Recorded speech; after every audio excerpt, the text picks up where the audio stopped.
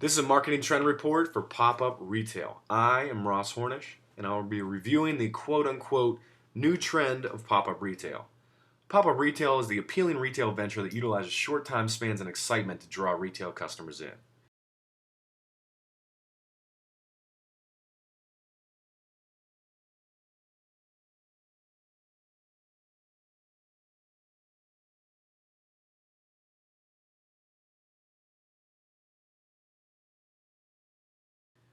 First, we'll go over the agenda. What is pop-up retail? History behind it. Why pop-up retail? Who does pop-up retail? We'll go over some examples such as Toys R Us, Puma, Airwalk, Memshop, and finally the conclusion.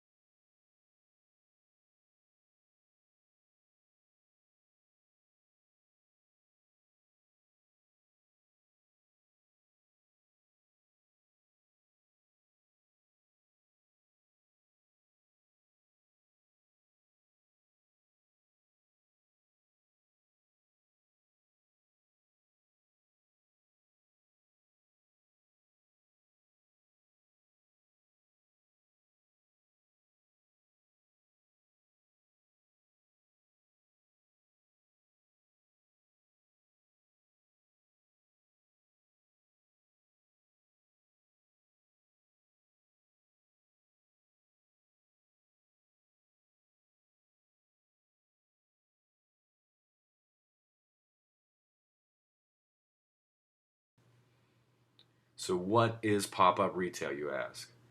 Pop up retail uses short term leases that last from a few weeks to a few months. It was originally used during the holiday seasons to provide season specific items that would otherwise not be purchased year round. It generates demand for vacant retail space. Whereas building owners used to hate the idea of pop up retail, they now have come to love the short term revenue it provides their otherwise vacant location. In addition to the revenue, it helps owners lease the space upon completion of the pop up's term, as building owners know that it's easier to lease a location that has someone in it. Pop up retail needs to be in a high traffic, trendy area. The goal is to get as many people to see and talk about your brand as possible. It entices customers to buy before it's gone. They work completely on exclusivity. The idea is to put the customers in a decision: buy now or forever hold your peace. The goal of pop up retail is to generate that excitement. And then, as soon as the excitement peaks, the idea is to shut the doors and take it away.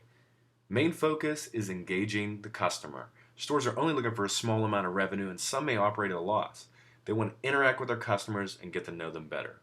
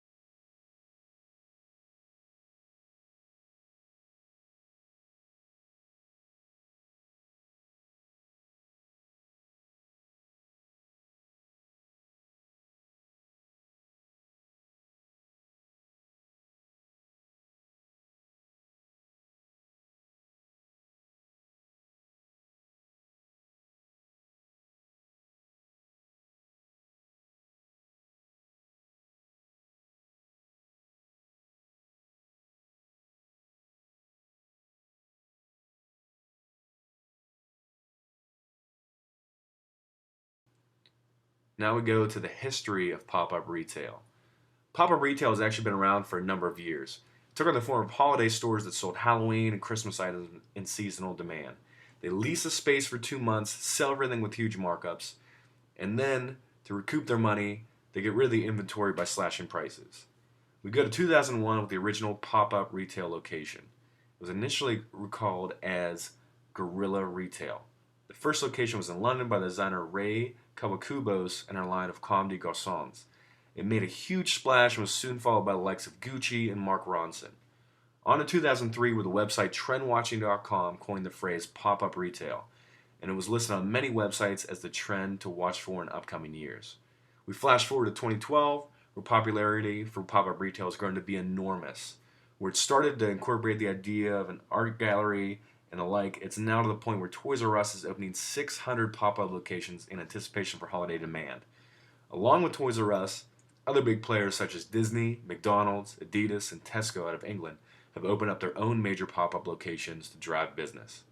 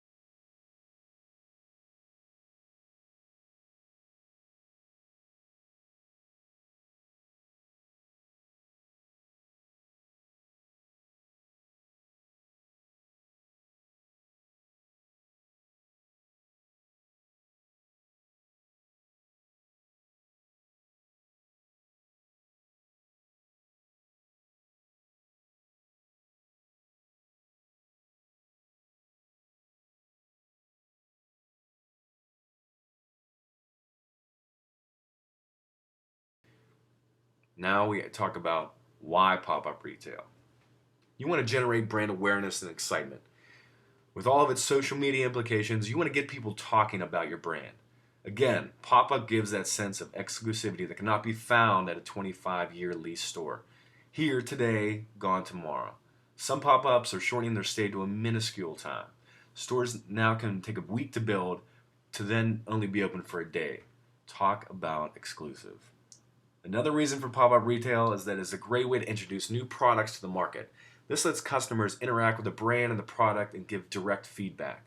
It benefits the company because many people that are in the pop-up locations are early initiators in the buying process, who are sometimes considered market mavens, who will then go out and promote the new product for you on what would be considered a very small budget on setting up the pop-up location. Pop-up retailing also helps brands test new markets they might have otherwise been unsure of. Through these short-term leases, companies may be able to sample the population to see their general feelings towards the brand, attitude towards product preferences, and market lifestyle dimensions. Pop-up retail is about relationship building with the customer, interacting, getting ideas, building lasting relationships from both ends.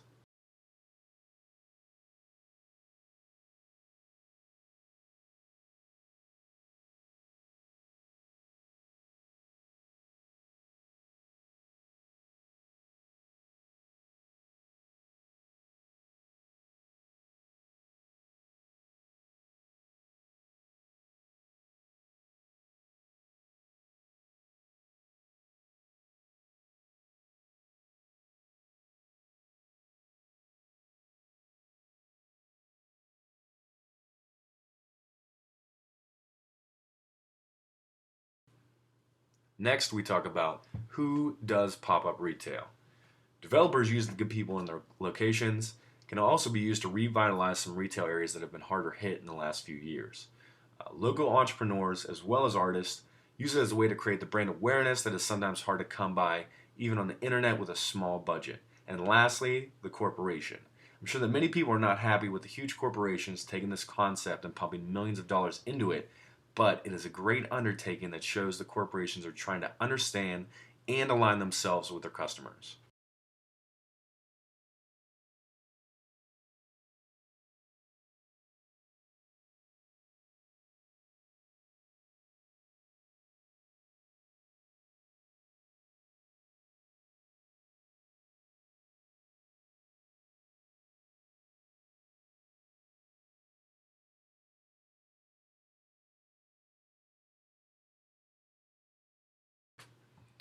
Next, we go into our first example of Toys R Us. As stated earlier, Toys R Us is fully integrating pop-up shops into their holiday rush for buyers' money.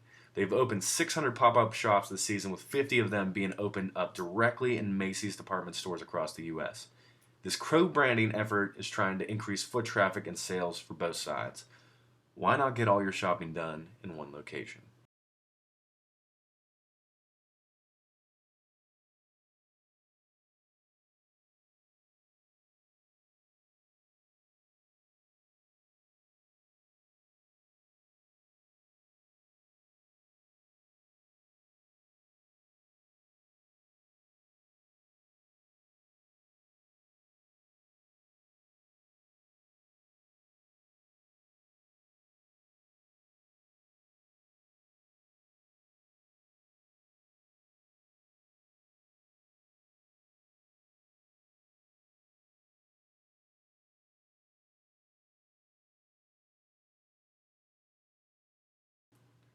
Next example is Puma. Puma is doing an amazing job to connect with young people. They've actually branded their pop-up locations by using these converted freights, usually used for shipping, as no one else has them. If you see the freight container on a busy street, chances are it'll be Puma. They vary in size. In very public places, it'll be a single freight container that's transformed into a shop, while the one pictured above was set up in San Francisco Harbor and utilizes 12 freight containers to accommodate the 3 levels. The idea behind their stores is to look at the products, try them out, buy the trendy items. Then when it gets dark, they bring in some DJs and a foosball table, and they make it a fun, hip atmosphere that becomes a social event. Shop by day, party by night.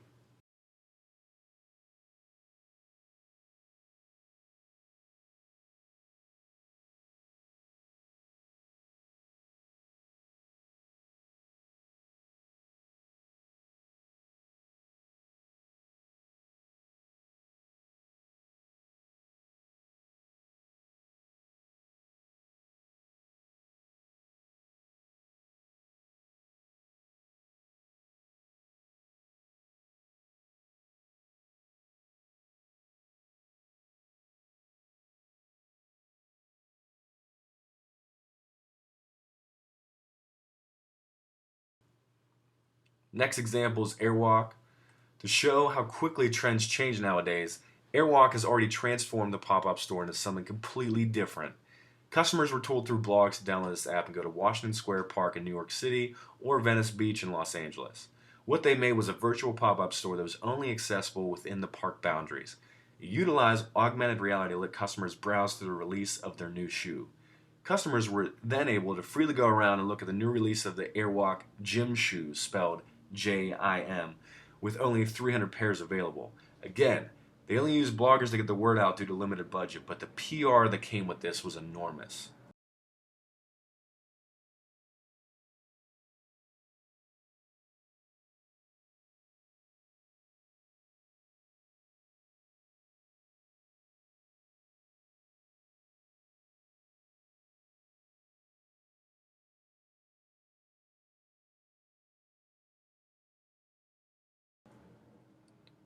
Now we go to Memphis Shop. We bring it back to the little guy. Overton Square in Memphis, Tennessee has opened up a pop-up location that incorporates 40 local creatives, makers, artists, and artisans, as well as a list of local retailers that treat customers to live music and food to help invigorate the retail scene in the area.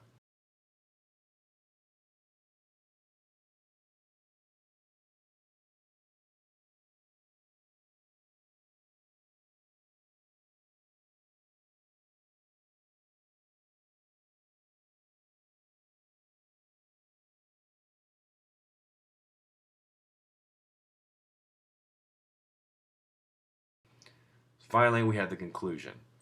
In conclusion, pop-up retail is here to stay. It creates short-term revenue for vacant locations, helps local artists to generate awareness, it lets companies introduce new products and test new markets, and most importantly, it helps brands really align themselves with the customer. And that's always good business.